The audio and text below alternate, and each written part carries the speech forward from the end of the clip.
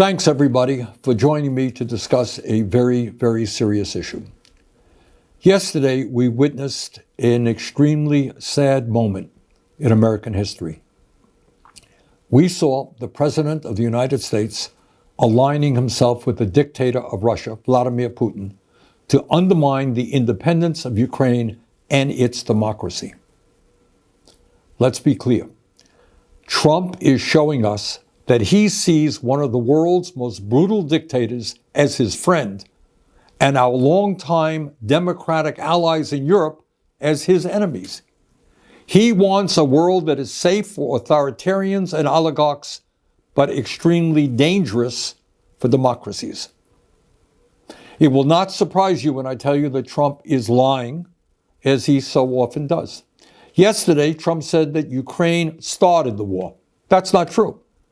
Russia invaded Ukraine twice, first in 2014 and then again in 2022. Right now, Russia occupies about 20% of Ukraine. Since Putin's horrific invasion, over 1 million people have been killed or injured. Every single day, Russia continues to rain down hundreds of missiles and drones on Ukrainian cities. Putin's forces have massacred civilians and kidnapped thousands of Ukrainian children, bringing them back to Russian re-education camps. These atrocities led the International Criminal Court to issue an arrest warrant for Putin in 2023 as a war criminal. Further, Trump called Ukrainian President Zelensky a dictator. That's not true either. Zelensky won 75% of the vote in free elections. In fact, his approval rating is higher than Trump's. In the midst of a brutal war, Ukraine's parliament continues to function and free and unfettered political debate takes place. Trump claimed that our European allies have done little to support Ukraine in its fight against Putin's invasion. He said the United States has contributed 3 times more than Europe. But that's another lie. In fact, Europe has provided more aid to Ukraine than the United States. But it's not just that Trump is lying again. That's not new. It's what this all reveals about where he wants to take our country, and in fact, the entire world. Trump is cozying up to Vladimir Putin. So who is Putin? And what kind of world does he want to build? Putin is a dictator who crushed Russia's movement toward democracy after the end of the Cold War. Russia holds sham elections every 6 years where Putin wins 90% of the vote, and authorities don't even try to hide their ballot stuffing. There is no freedom of speech or free media in Putin's Russia. Protests are violently suppressed. Tens of thousands of people are in prison for protesting Russia's invasion of Ukraine.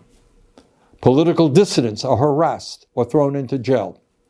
The bravest, people like Alexei Navalny, are killed outright.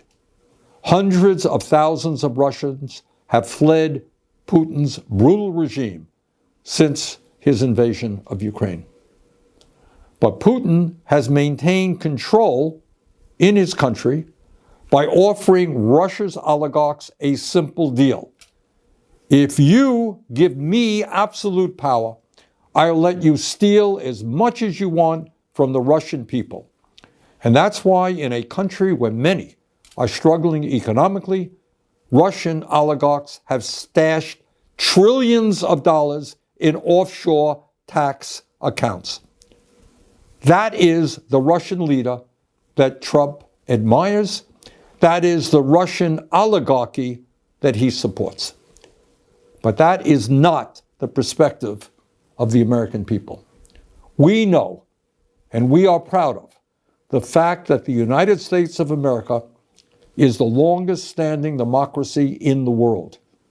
We know that many hundreds of thousands of brave Americans over the years have fought and died to defend democracy. We also know that our allies in the world are those countries that believe in democracy not authoritarianism. In this critical moment in our history, I hope that every American, regardless of political perspective, will stand tall and say yes to democracy, no to oligarchy, and no to authoritarianism. Thank you very much.